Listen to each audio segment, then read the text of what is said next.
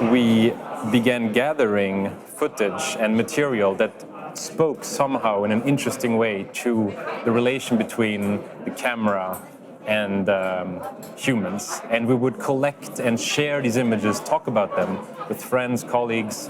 And 5 years ago, I would say, we had this critical mass of material, and it became apparent, okay, let's make a feature-length format where we put all those gold nuggets inside. So the images came first, and then we had to find the structure. And that took, a couple years.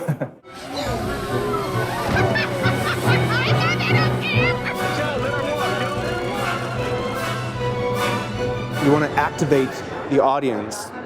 You want to have people should have a discussion, maybe even during the film already. And I know your production partner and producer of this film, Ruben Östlund, also has a similar viewpoint, I would assume. And I'm sure he got into some heated water already, some controversial things maybe when he says people shouldn't watch garbage and they should, engage more.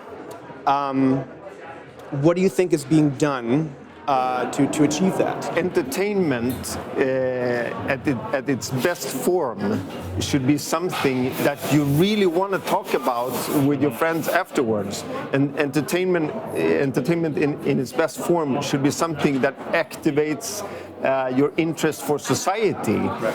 Yeah. So we're really interested in talking about the cinema room as a room where you actually will watch the images that affects us, or if it's fiction, like the images of our society, and you watch it together with others, and together with others you also get this activation. How do we react together towards a certain kind of images or a certain kind of ideas? So I mean, the more and more we are turned to our screens individually to consume things, maybe this room of the cinema gets more and more important. The rooms, where should we have the rooms where we discuss or experience this society together?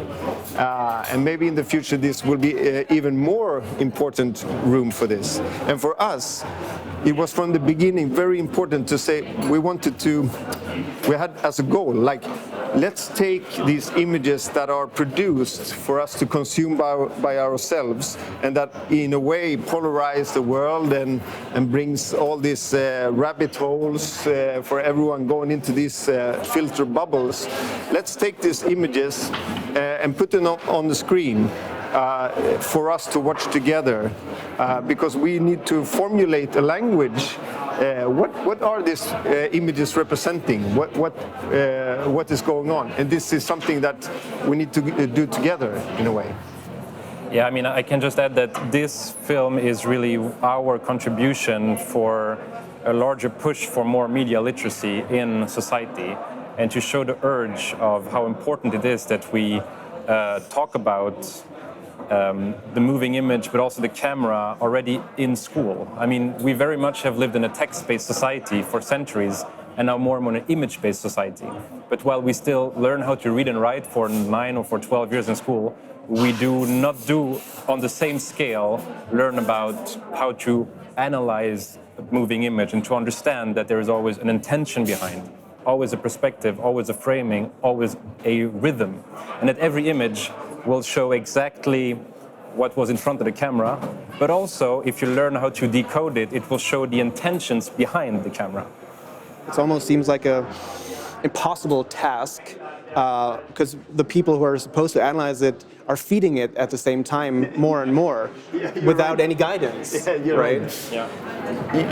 You could in a way describe it like we're in a teenage time of this technology and this era where we haven't matured yet. And if you compare, for example, compared to food, you could say that 40 years ago, you would go into a grocery store and you would have no clue what kind of chemicals was in the sandwich or what coloring, whatever. It wouldn't say.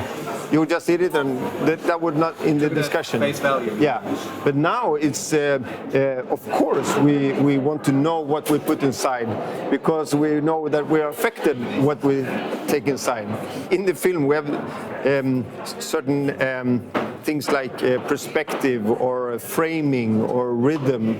Or the lack thereof. Yeah. Yeah, exactly, the lack thereof.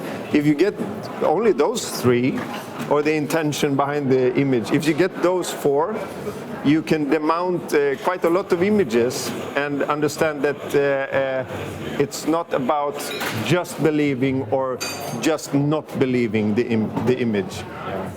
So this is I think it's a long it's a long journey that has to do with schooling, and we don't have the answers for this, but we want to spark questions around it.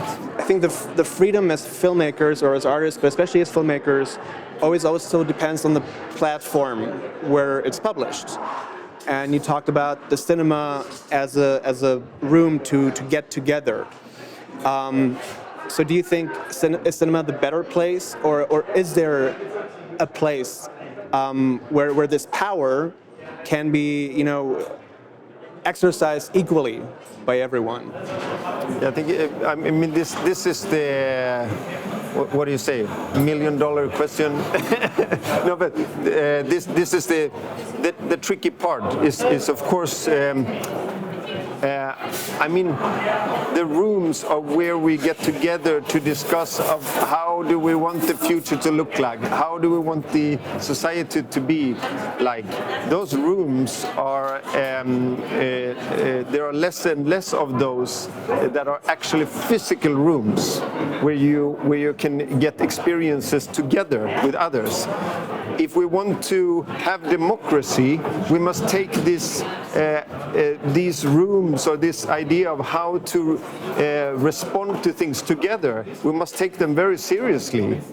So the cinema is, as a room is really a possibility for democracy if we want to. Turn the camera. Go ahead.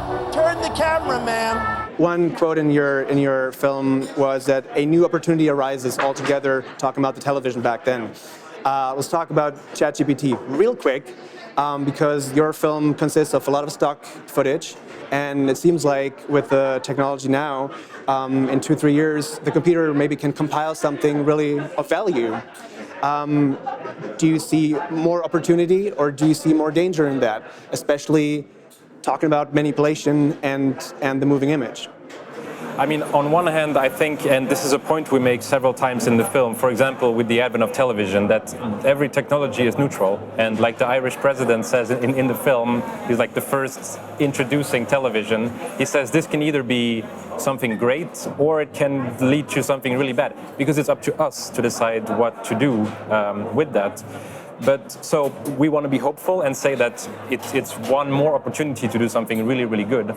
But on the other hand, about AI and about computer-generated images, we think there is a very important line to draw between what is a photographic image, because we are kind of not very precise in our definition of what we're talking about nowadays.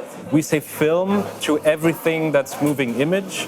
We say image to every, but so we make a point in the film to say photographic image, meaning the reflected light into the lens saved by something. And a computer-generated image will not be that.